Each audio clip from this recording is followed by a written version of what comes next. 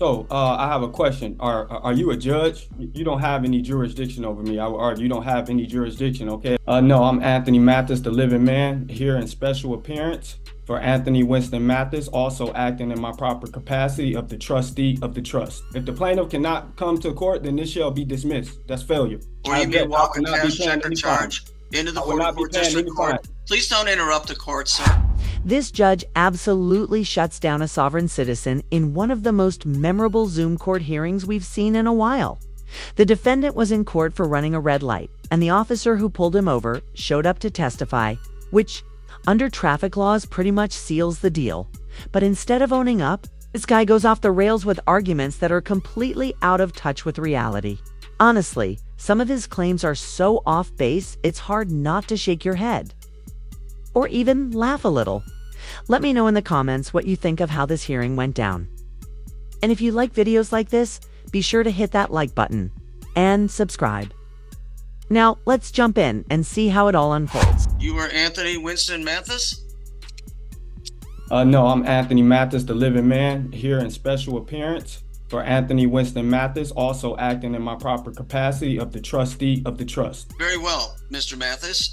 Today's the date and time for your informal hearing. The citation before the court, Mr. Mathis, indicates that on May the 24th of this year at approximately 9 p.m., you are operating a 2024 Ford Edge, black in color, on 11 Mile Road, near Washington, in the city of Royal Oak.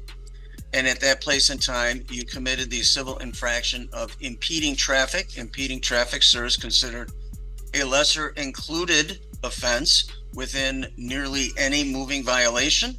And Officer Moran indicates in his detailed note that your vehicle was on East 11 Mile Road at Washington and disobeyed the traffic signal.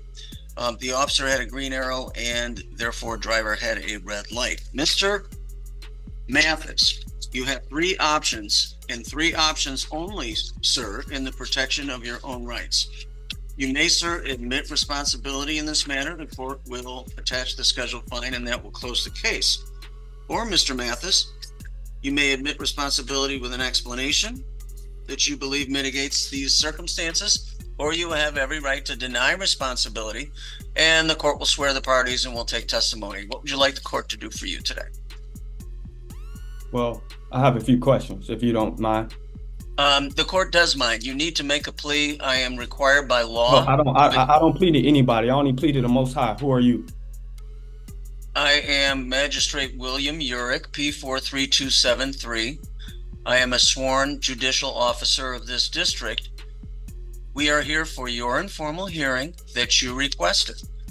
This court is required by law, procedure, and court rule to take a plea. The motorist requesting this informal hearing, that being you, must make such a plea. You may admit responsibility in this matter. I don't plead to anybody but God. You may admit with an explanation, or you may deny responsibility, and the court will swear the parties and will take proofs. What would you have the court do for you today? I don't plead to anybody. Very well. Officer Moran and Mr. Mathis, please raise your right hands. I do have a question. Do you solemnly swear the testimony you shall give before this court shall be the truth, so help you God? I do. Thank you very much. Please proceed. Cool, before we get into the officer's testimony, I just have to say, this judge is quickly becoming one of my favorites to watch. He's all business, no drama. And the way he calmly shuts down this sovereign citizen's claims is absolutely spot-on. Honestly, this approach is exactly what works. Arguing only fuels the chaos, but staying cool and focused keeps everything on track. It's great to see a judge handle these situations with that kind of control and professionalism. What do you think of the judge's style so far? Drop your thoughts in the comments. I'd love to hear your take. All right, let's get back into this hearing. Magistrate, on May 24, 2024, at approximately 9 p.m., I, Officer Moran, was in the area of East 11 Mile in Washington when I observed 2024 Ford Edge, black in color, with Michigan plate Edward John Lincoln 6501. I was at the light at East 11 in Washington when I had the green arrow to turn. That vehicle then proceeded through the light. As I looked up at the traffic light, that light was red for that driver. With respect to your selection of citation, you elected to simply issue a ticket for impeding traffic. Is that correct? I did, magistrate, at that And time. that's based on your discretion, your training, and your experience. It is. Thank you. You obviously have the right to rebuttal if you choose to use it, Officer Moran. Mr. Mathis, it is now your turn. What would you like the court to know, sir? So, I have a question. Are you a judge? Mr. Mathis, the court has already indicated it is a sworn judicial officer. It is exercising its jurisdiction lawfully over you. So questioning the court's authority. You don't have any jurisdiction over me. I would argue you don't have any jurisdiction. Okay. Mr. Mathis, the officer has already testified as to the facts of the case. It is now your turn to testify. You can tell the court anything you wish the court to know, focusing solely on the events of the date in question. What would you like to tell the court? The plaintiff is the city of Royal Oak. Please bring the city of Royal Oak. Where's the city of Royal Oak? Also, the defendant claims the judge has no jurisdiction over him. But if that's really what he believes, why even show up to court? This argument always falls apart the second they try to use it, especially in traffic cases like this. Courts clearly have jurisdiction when it comes to enforcing state traffic laws. It's not a debate. The sovereign citizen movement just keeps growing, and honestly, I'm seeing more of these cases every single day. I really don't understand why this mindset is spreading so fast. It's confusing and frustrating to watch. Let me know what you think. Is this guy really convinced by what he's saying? Or is he just putting on an act? Either way, let's jump back in and see what happens next. The officer is representing the city of Royal Oak, sir. Where's the city of Royal Oak? Are you asking where it is geographically, or are you asking where it is in Right terms now. of who's present on behalf of the city of Royal Oak? Where is the city of Royal Oak? Please bring the Court city. doesn't understand your question. Are you asking where it is on a map, or where is the officer? No, I know exactly where it is on the geographic location, but where are they right now? The officer is representing the city of Royal Oak as a sworn and certified Michigan peace officer.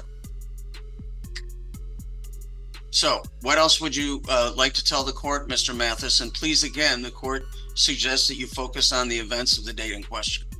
Okay. Well, could you please bring forth the injured party? Was anybody injured? This is not a tort case, Mr. Mathis. It is a case written Well, under the vehicle code of the city of Royal Oak as it is adopted. As I was traveling, the officer turned on the lights. No one was injured. So please bring forth the injured party. Based on the Constitution, the Sixth Amendment right, I have a right to face my accuser. If the plaintiff cannot come to court, then this shall be dismissed. That's failure. Under Michigan law, traffic violations like running a red light are treated as offenses against public safety, not against any one individual. So no, you don't need someone to be injured. For the case to be valid, in these situations, the state acts as the plaintiff because reckless actions like this endanger everyone on the road. Honestly, I have no idea where this guy got his information. Maybe he Googled it or saw it in a forum somewhere. But it's definitely not how the law works. Let's get back to the hearing and see how the judge handles it. Mr. Mathis, is there anything else you wish the court to know? Please bring forth the injured party. If you can't bring forth the injured party, then this needs to be dismissed now. Mr. Mathis, is there anything else you wish the court to know? You guys can't bring anyone forward. As far as the injured party, no one was injured. You guys. Mr. Mathis, I will ask you one more time. The officer is representing the city of Royal Oak. This is not a case alleging physical harm or breach of contract. Why are you trying to charge me? This is a civil case under the Motor Vehicle Code as it was decriminalized in 1979. This is a civil matter. The burden of proof is a preponderance of the evidence. The officer has testified as to what he observed, and it is now your turn to testify as to what occurred. There is no requirement under the rules of procedure, civil, in this operation as of today, that requires a quote unquote injured party to be present. The officer has stated very clearly and fairly and plainly what he observed that day. So as to your testimony related to the date in question, is there anything else you would like the court to know? No, it isn't. If you guys can't bring any injured party, Very no well. injury. You guys are Officer Moran, any rebuttal testimony? No rebuttal testimony. Thank you so much. Mr. Mathis, the burden of proof in a civil case is a mere preponderance of the evidence. The officer, a duly sworn and certified Michigan peace officer representing the city of Royal Oak, which is one of two cities upon which this court has jurisdiction, has put his testimony forward. There is nothing in the record that has rebutted any of it. Therefore, the court is finding you responsible for the citation as it was written. The fine for that serves $175. That is payable through the pay portal on the 44th District Court website, or you may walk a cash check or charge into the 44th District Court. Please don't interrupt the court, sir. You may walk a cash check or charge into the 44th District Court at 400 East 11 Mile Road, Monday through Friday, between 8:30 and 4:30. That's due within 7 days, Mr. Mathis. If you take exception to the court's ruling, you may post a bond in the amount of $175 within 7 days, and the matter will be placed upon the formal hearing docket of the Chief Judge of the District, and at that time, the City of Royal Oak would be represented by a city prosecutor. What? Did you all think about the $175 fine the judge handed down in this case? Personally, I think it was a fair outcome. Sent a clear message without the judge ever losing his cool or feeding into the nonsense. He stuck to the facts and the law, and I really respect that. Just to clarify, in Michigan, traffic violations like running a red light are considered civil infractions, not criminal offenses. Fines like this are designed to promote public safety, not punish people with criminal records. This defendant's arguments might work in some fantasy version of a courtroom, but in the real world, they just don't hold up now. Part of me does. Wish the judge had held him in contempt. His constant interruptions and disrespect were definitely pushing the limits. Judges do have the authority to issue contempt charges when someone disrupts the court, and honestly, it would have felt pretty justified here. But I'd love to hear your thoughts. Was the fine enough? Or should the judge have come down harder? Also, one last question I can't stop thinking about. Do you think this guy truly believed in what he was saying? Or was he just pretending to avoid responsibility?